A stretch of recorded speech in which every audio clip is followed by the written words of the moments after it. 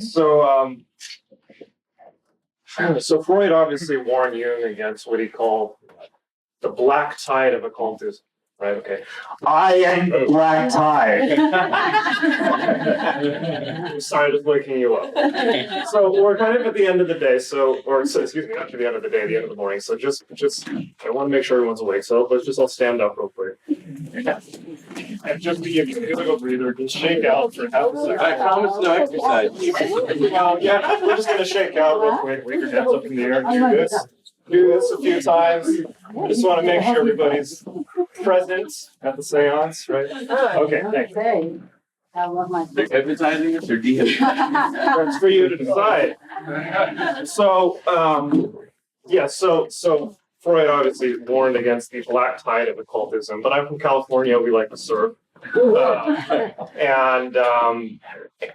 Freud was afraid of the dark to some extent. And if he just waited a little bit longer, he might have seen the golden dawn start to come up over that black tide and realize where he really was on the periphery of the great ocean of consciousness, the one, as you said.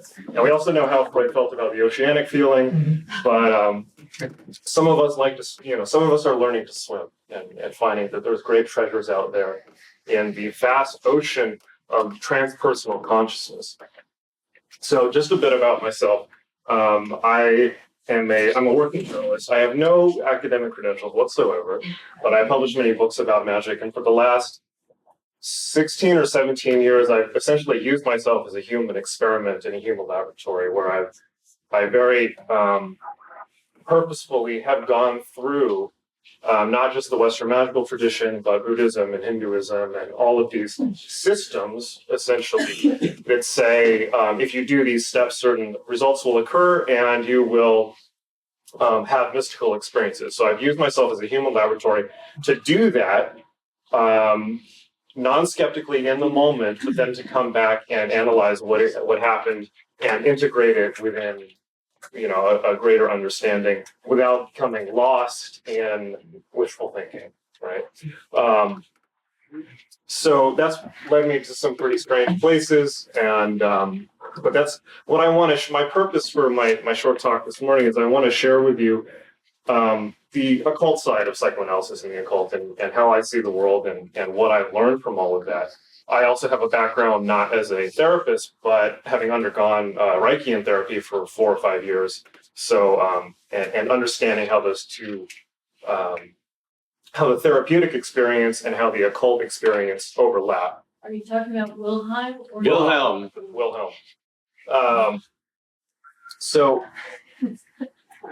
But yeah, I think Scott had mentioned part of part of the purpose of this is to have a kind of coming out and to build a bridge and to have a dialogue between the world of the occult and mysticism and psychoanalysis. And I really want to underline that. And I see us all as brothers and sisters in initiating people into the inner worlds and initiating people into themselves and helping people to understand themselves, right? Who's with me on that? Raise your hand and say hi. Okay. Right before this started, I was talking with Jerry about, we were talking about how people are essentially completely blocked off from their own inner lives. So they're on their phones, they're lost in the constant now of something coming at them, of essentially being blocked from the importance of their own, people don't stop and their time is disrupted. They're not allowed to go free in time, to think about the past, to think about their timeline through life, to think about their own story, to think about their dreams, their visions, their fantasies, their neuroses, not really to think at all, ever, right? They're constantly kept in a disruption. So that's an issue with our society, and I think that the complementary disciplines of psychoanalysis, meditation, and mysticism, or pure magic, which is really different from mysticism, have a lot to say to each other and have a lot to offer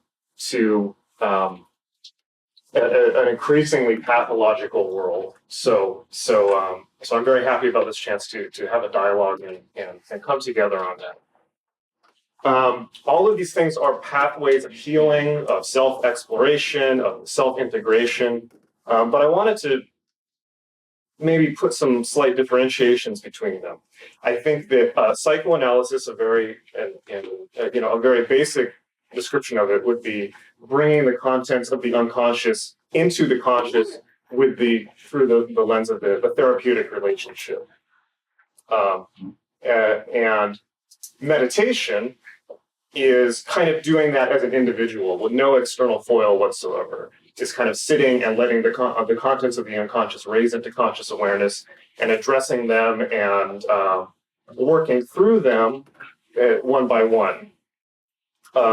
Obviously, meditation has the most chance for self-delusion of any of these paths, whereas psychoanalysis, provides checks for that, and the whole point is to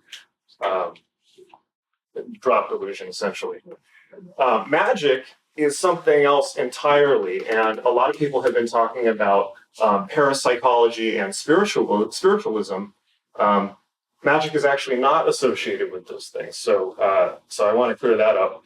But magic is basically the path of, and I say this magic technically, Western magic, Hermeticism, the Western esoteric tradition, is about exteriorizing the contents of the unconscious outside of yourself. What I mean by that is beginning with, now you've probably seen images of magicians with altars and tools in front of them. So it's beginning to exteriorize the faculties of the mind and the unconscious and the conscious out of oneself as tools. An example, this is very similar to, for instance, creating mandalas or art therapy would be a good example of that. That proceeds to ritual, so ritually enacting the internal psychodrama of the unconscious in a way to exteriorize, ritualize, and enact to live it out and integrate those things outside of oneself, and then to fold them back inside.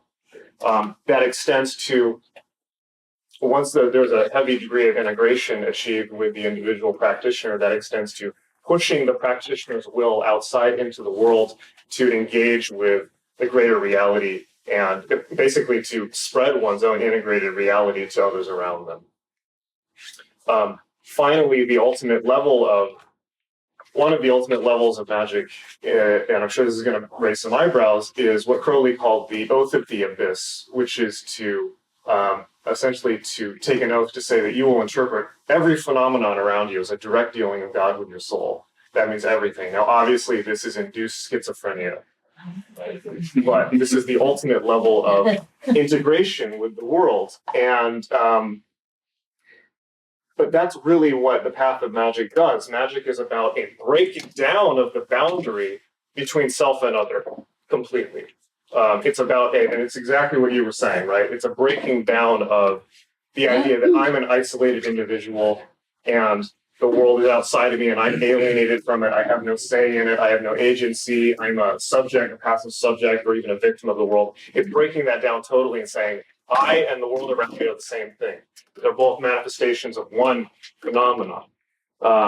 And now, this causes boundary issues, right? And one of the whole points of therapy and the therapeutic experience is for the therapist to assist in managing healthy boundaries for the client with the world. So the classic pitfall of mysticism is to become lost in this experience and to have no boundary or critical faculties whatsoever, and just essentially being lost in this kind of schizoid experience. So that's not what we want, right? But it's basic. It comes back to what you were saying also, where we have the totality of the one reality, the absolute reality, and the individual, and they're not quite. They're both coexistent and also separate at the same time. And I think you talked about having new models. I think a really good model for that is a hologram, right? If you take a hologram image and you cut it up into 18 pieces, each one of those pieces will show the entire image of the hologram, right? Pretty much. So, or as they say in Hermeticism, which is really holographic thinking, as above, so below. Right. So that's a really useful That's a really useful way to look at it. Another way to look at that in magical thinking says, if that's true, if we take that as true, then really anything, whether it's this book or this microphone or any one of you or this jacket, is also a hologram of the totality, and therefore, in a way, can almost ritually affect the totality.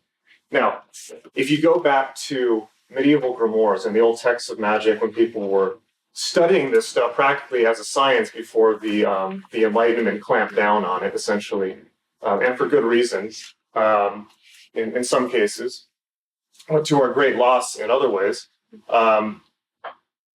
If you go back to these ritual magic manuals, essentially what you're presented with is an analogical, a kind of an analogical language for dealing with reality. So you get these long tables of, mugwort is similar to the moon, and that is similar to dreams, and that is similar to sexual energy, or sulfur is similar to Mars, and that's similar to aggression, and that's similar to the color red. So you get these long tables of correspondence chains.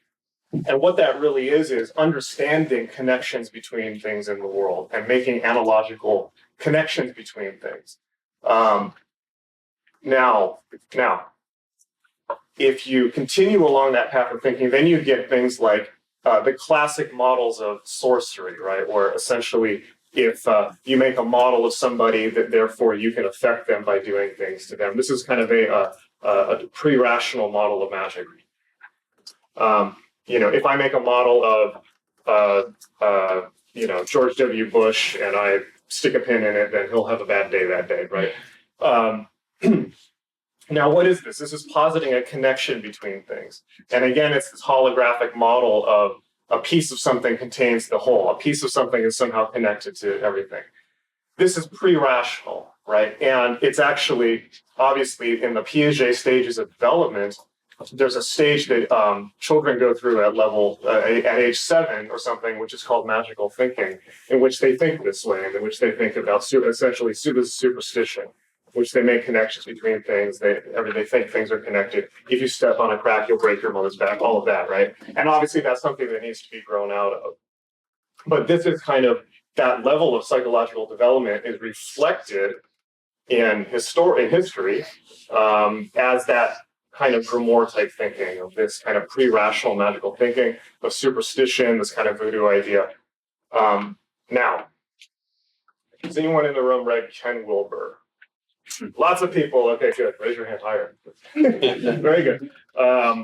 So Ken Wilber has a very, very useful model on thinking about these things, because always what happens, one of the reasons why the occult and magic are not taken seriously is because as soon as you start talking about magic and the occult, people immediately have that image and they think back to this silly superstition and pre-rational thinking and stuff that is not real, is not scientifically valid, is pre-rational, pre-scientific, and it's just a bad way of looking at the world that leads to a lot of fear and paranoia and inability to properly function. And it's just incorrect thinking, right? So we have this association with the occult with that. Now, Ken Wilber has a very, very useful model for thinking about these things called the pre-trans fallacy. Has anyone heard this model? A couple people. Okay, excellent. Okay, so the pre-trans fallacy is this. Humanity can be said to go through, in one model, can be said to go through a few developmental stages. We start off in essentially this kind of magical thinking, which is what I just described, this immersion in nature where there's no separation between self and other, and we're seeing the world analogically and things like that. So this is like tribal shamanism and these types of thinking. We go from that to the mythic model of the world, which are these big top-down stories about how reality works. God came down and said this in a book, and this is how it is, and this is the one story this is the one myth that we're all living by, right? Now, and that's we get that certain period in history from that, very violent period. We go from that to rational thinking, where we get things like the scientific method, where we get the ability to reason, see clearly, logic, create experiments, do experiments on reality, and figure out what is actually real. I'm just giving you broad guidelines. We go from that to essentially postmodernism, this idea that nothing is actually, that every story is, that there is no central myth for existence, that all stories are equal and equally valid. And from that, we get our kind of our current culture as a postmodern one. From these stages, we go into transrational or transpersonal models of thinking, which are basically what you were talking about, right? It's essentially this idea that these enlightenment stages, or stages that are talked about or hinted at by Tibetan Buddhism or Hinduism or any of these wisdom traditions, where basically you start to realize that if everything is one, right, then everything is already connected. Everything's connected, right? So there doesn't have to be any like sorcery or juju, like magic or juju or voodoo or anything like that. Everything is already in a state of connection. Everything is quantumly entangled. Everything is non-local, right? And this is what the Buddhist worldview, they talk about this as dependent arising, right? This idea that everything essentially exists only in connection with everything else, not as an individual phenomenon. Once you understand that, then you can interact with the world as an endless net of connected connections, or the net of Indra, as the Upanishads said. Once you understand that, then you understand that you yourself are a model of the universe, right? You're a voodoo doll of existence. And if you change yourself, whether that's through psychoanalysis or whatever means, if you change yourself, then your reality, the universe around you, will change, certainly for you. So that you can take actions upon yourself to change yourself, and that therefore magically changes your entire experience of existence. Now, psychoanalysis largely exists to address pathology and bring people up from a pathological level to the pathology of society, right? Of the normal operating frequency of society. Unfortunately, that doesn't necessarily produce happiness. It doesn't necessarily produce peak states or transpersonal experiences, and so that's a whole area of the human experience that has been addressed by magic. It's been addressed by the human potential movement. It's been addressed by things like neurolinguistic programming. How do we bring people up to a higher level, to peak functioning, to a heroic level? And that for me is why I'm interested in these things, right? Why I'm interested and you know, again, I said I've used myself as a human experiment, so a lot of what I've uncovered, a lot of what I've gone into, I've discarded also. You know, I don't have I've gone through a lot of New Age type thinking or muddy thinking or practices that don't work or cannot be scientific, you know, cannot hold up to the scrutiny of scientific skepticism. But at the end of the day, reality is language. Right, and reality is essentially what we create for ourselves within the constraints of the social contract that we live within. Right, so everything can change within an instant. And I wouldn't be much of a magician if I didn't show you some magic. If you're up for that, before we move on to Scott. Okay, who's up for that? If you're not, that's okay, but maybe don't stay for it. Okay, close your eyes.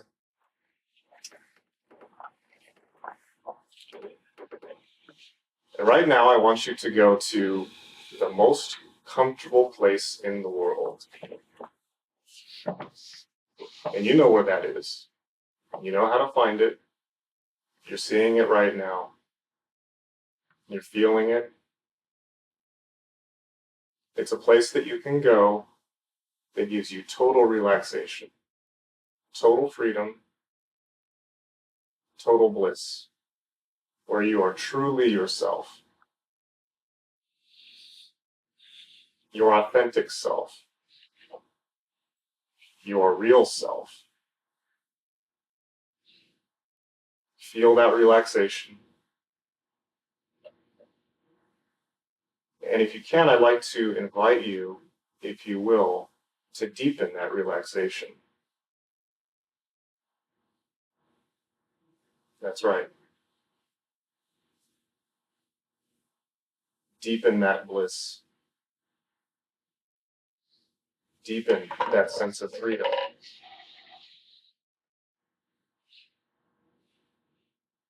And now I'd like to invite you to double that feeling.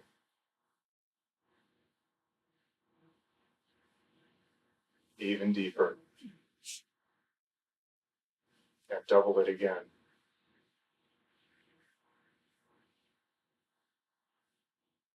And now, before you, you sense a presence. And this presence is the highest good, the highest truth. Whatever you call it, whatever name you know it by, you might call it God, you might call it an angel, you might call it truth, or the universe, or emptiness, whatever it is to you. And that presence gets stronger. It's right there for you. And stronger. And stronger. Just like you could reach out and touch it. And feel how that makes you feel.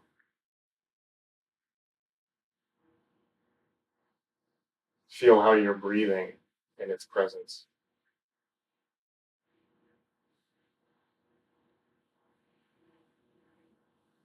Feel the love this presence has for you, and always has, and always will, without judgment, without condition.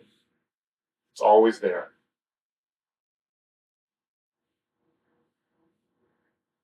Now, I want you to step into this presence and see how this presence sees you with unconditional love.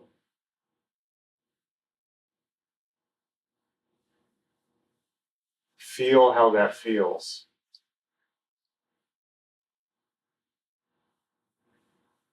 I want you to see yourself. See how you would be if you stayed in this presence every day. See how much you would grow. See how everything would change. See how much you would be nurtured and supported. Feel how that feels. How would you hold your body if you were your full, true, nurtured, loved self? Change your body to feel that way right now. Hold your body that way. How would you sit if you were fully nurtured, fully loved? How would you breathe? Breathe that way right now.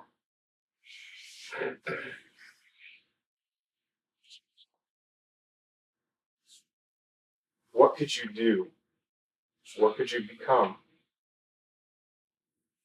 In a year? In 5 years? In 10 years? If you were guided by the highest truth to be your highest self, as you are right now. That's right.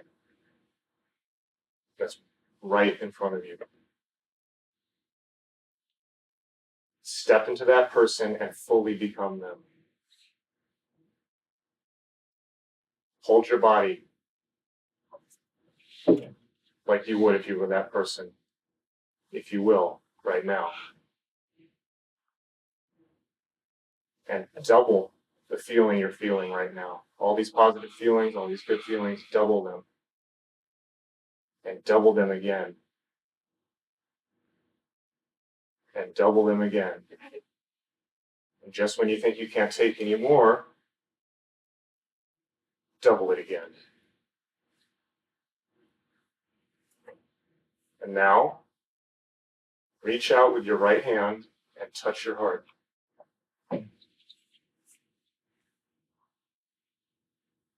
That's right, press hard.